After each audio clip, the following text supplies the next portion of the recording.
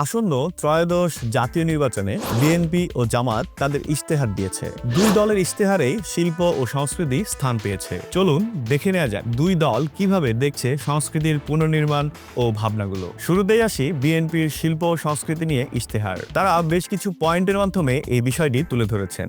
যার প্রথমেই আছে সাংস্কৃতিক আগ্রাসন রোধ। এখানে বলা হয়েছে সাংস্কৃতিক ক্ষেত্রে অনৈতিক আকার সংস্কৃতি ও অন্যান্য সাংস্কৃতিক আগ্রাসন রোধ করা হবে। জাতীয় ঐতিহ্যের সঙ্গে সঙ্গতিপূর্ণ সঙ্গীত, নৃত্যকলা, নাটক, সাহিত্য চর্চা, চলচ্চিত্র সহ সংস্কৃতির বিভিন্ন উপাদানকে সমৃদ্ধ করা হবে। বহির্বিশ্বের যা কিছু শুভ ও কল্যাণময় সেসব উপাদান জাতীয় সংস্কৃতির সঙ্গে সমন্বিত করা হবে। এরপরেই আছে জাতীয় ভাবধারাপন্থী ও গণতান্ত্রিক সংস্কৃতিকে উৎসাহ প্রদান। এখানে বলা হয়েছে জাতীয় ভাবধারার পরিপন্থী অপসংস্কৃতি চর্চাকে নিরুৎসাহিত করা হবে। গণতান্ত্রিক সংস্কৃতিকে উৎসাহিত করার পথে সকল প্রকার বাধা অপসারণ করা হবে। সংস্কৃতির মাধ্যমে স্বাধীন চিন্তাধারা ও মতাদর্শের যেন সুষ্ঠু প্রতিফলন হয় তার জন্য গণতান্ত্রিক রীতি পদ্ধতির অনুসরণ করা হবে। এরপরেই আছে সুস্থ সংস্কৃতি ও বিনোদন চর্চার পরিবেশ গঠন। এখানে বলা হয়েছে শিক্ষা প্রতিষ্ঠানে সুস্থ সংস্কৃতি ও বিনোদন চর্চার পরিবেশ ও সুযোগ সুবিধা সৃষ্টি করা হবে। এরপরেই আছে সংস্কৃতি অঙ্গনে অবদানের স্বীকৃত সম্প্রসারণ। এখানে বলা হয়েছে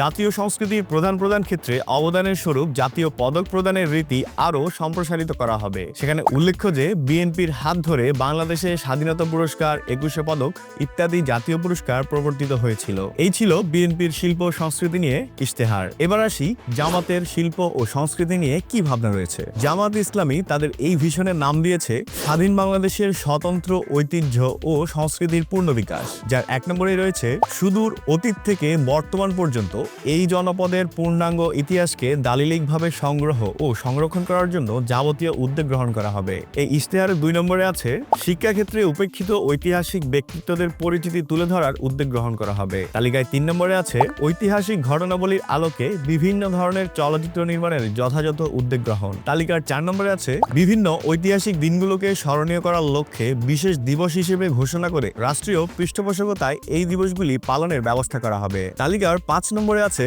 সাংস্কৃতিক নীতি প্রণয়ন, দেশীয় সাংস্কৃতিক ঐতিহ্য সংরক্ষণ, শিল্প, সাহিত্য ও সংস্কৃতির উন্নয়ন এবং আন্তর্জাতিক সংস্কৃতি বিনিময় ব্যবস্থাপনার লক্ষ্যে শিক্ষাবিদ, সাংস্কৃতিক বোদ্ধা ও সাংস্কৃতিক গবেষকদের নিয়ে একটি জাতীয় সাংস্কৃতিক কমিশন গঠন করা হবে। তালিকার 6 নম্বরে আছে সংস্কৃতি মন্ত্রণালয়ের অধীনস্থ 21টি দপ্তর বা সংস্থার মান উন্নয়ন, যথাযথ প্রাতিষ্ঠানিকীকরণ এবং গতিশীল করার লক্ষ্যে একটি বিশেষজ্ঞ টিম গঠন করা হবে। তাদের পরামর্শের ভিত্তিতে প্রয়োজনীয় উদ্যোগ গ্রহণ এবং অধিভুক্ত প্রতিটি প্রতিষ্ঠানকে সংস্কৃতির চর্চা ও বিকাশের শক্তিশালী কেন্দ্র হিসেবে গড়ে তোলা হবে। তালিকার 7-এ আছে দেশের জনগণের বোধ, বিশ্বাস ও আকাঙ্ক্ষা অনুযায়ী সকল সাংস্কৃতিক কর্মকাণ্ড পরিচালনা করা হবে। অশ্লীলতা পরিহার এবং যে কোনো ধর্মের প্রতি অবমাননাকর উপস্থাপনা কঠোরভাবে নিষিদ্ধ করা হবে। তালিকার 8 নম্বরে আছে প্রবাসী নতুন প্রজন্মদের বাংলা ভাষা ও সংস্কৃতিতে উদ্বুদ্ধকরণ এবং আন্তর্জাতিক পরিমণ্ডলে দেশের শিল্প সংস্কৃতি তুলে ধরা এবং বাংলাদেশের ইতিবাচক ভাবমূর্তি বিশ্বে ছড়িয়ে দেওয়ার লক্ষ্যে